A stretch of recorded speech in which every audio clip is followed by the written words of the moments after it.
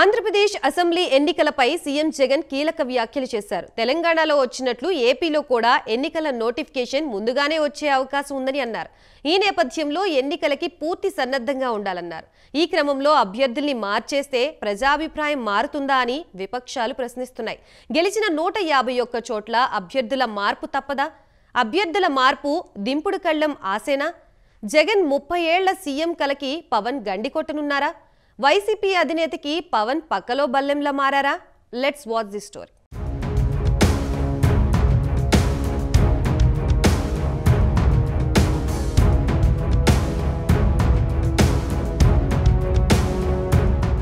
ఏపీలో ఎన్నికల వాతావరణం వేడెక్కుతోంది. త్వరలో అన్ని నియోజకవర్గాలకు బాధ్యులను ప్రకటించేందుకు వైసీపీ అధ్యక్షుడు జగన్ సిద్ధమవుతున్నారు. విశ్వసనీయ వర్గాల సమాచారం ప్రకారం దాదాపు 40 నుంచి 50 మంది సిట్టింగ్ ఎమ్మెల్యేలకు స్థానచలనమో అస్సలు టికెట్ దక్కకపోవచ్చని ఆ పార్టీ వర్గాలు చెబుతున్నాయి. 2019 ఎన్నికల్లో రికార్డు స్థాయిలో 151 మంది ఎమ్మెల్యేలను గెలిచిన వైసీపీ 2024 ఎన్నికల్లో వైనాట్ 175 లక్ష్యంగా పెట్టుకుంది. ప్రతిపక్షమే లేని ప్రభుత్వాన్ని ఏర్పాటు చేయాలని జగన్ భావిస్తున్నా క్షేత్రస్థాయిలో ఉన్న పరిస్థితుల్ని పూర్తిగా బేరీజు వేసుకుంటున్నారు. ఇప్పటికే అభ్యర్థుల పనితీరు, ఆరోపణలు, మళ్లీ టికెట్టు ఇస్తే గెలిచే పరిస్థితి ఉందా లేదా అనే అంశంపై క్షుణ్ణంగా అధ్యయనం చేశారు. ఇందులో భాగంగా ఇప్పటికే పలు నియోజకవర్గాల ఇన్ఛార్జీలను కూడా మార్చేశారు. శ్రీకాకుళం నుంచి తిరుపతి వరకు అన్ని జిల్లాల్లో దాదాపు 50 మంది సిట్టింగ్ ఎమ్మెల్యేలకు ఈసారి పోటీ చేసే అవకాశం లభించకపోవచ్చని వైసీపీ వర్గాలు చెబుతున్నాయి.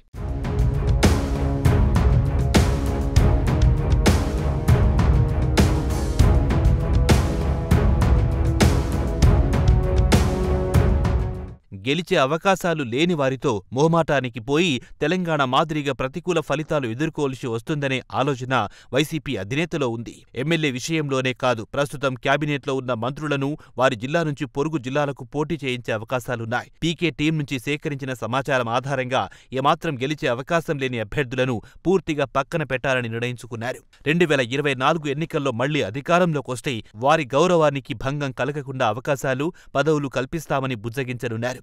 బెట్టు చేసేవారి విషయంలో కఠినంగా వ్యవహరించాలని నిర్ణయించుకున్నట్టుగా తెలుస్తోంది.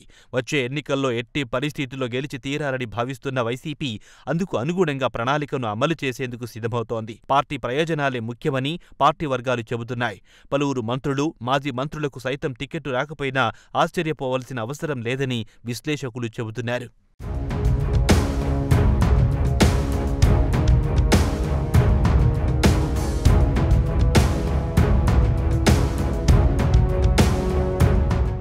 అన్ని కార్యక్రమాలు ఫిబ్రవరి మొదటి వారంలో పూర్తి కావాలని అంటున్నారు సీఎం జగన్.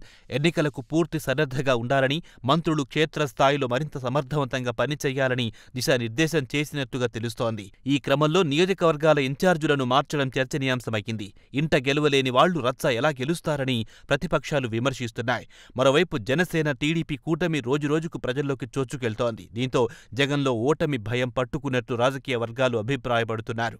తెలంగాణలో అధికార బీఆర్ఎస్ పార్టీ ఓడిపోవడంతో ఈ భయం ఇంకా ఎక్కువయిందని రాజకీయ పరిశీలకులు చెబుతున్నారు. ప్రభుత్వ వ్యతిరేక ఓటు చీలకుండా జనసేన, టీడీపీ కూటమి వ్యూహాన్ని రచిస్తున్న నేపథ్యంలో జగన్కు అభ్యర్థుల మార్పు దింపుడు కళ్లం ఆశగా మిగిలనుందని రాజకీయ పరిశీలకులు చెబుతున్నారు. జగన్ 30 ఏళ్ల సీఎం కలకు పవన్ గండి కొట్టనున్నారని రాజకీయ వర్గాలు చెబుతున్నాయి. 30 ఏళ్లు తానే సీఎమని, 175 సీట్లు నావే అని కలలు కన్న జగన్ ఆశలు సజీవ దహనం చేస్తూ తెలుగుదేశాన్ని కలుపుకొని ఏపీ రాజకీయ చదరంగంలో దూసుకెళ్తున్న సేనానిని గెలిపిస్తే తన వల్లే గెలిచినట్లు, ఓడితే ఎమ్మెల్యేలపైనే నెపం నెట్టేటట్లుగా జగన్ వ్యవహారం కనిపిస్తోందని రాజకీయ పండితులు అభిప్రాయపడుతున్నారు. చూడాలి మరి ఏం జరగబోతుందో రాబోయే రోజుల్లో.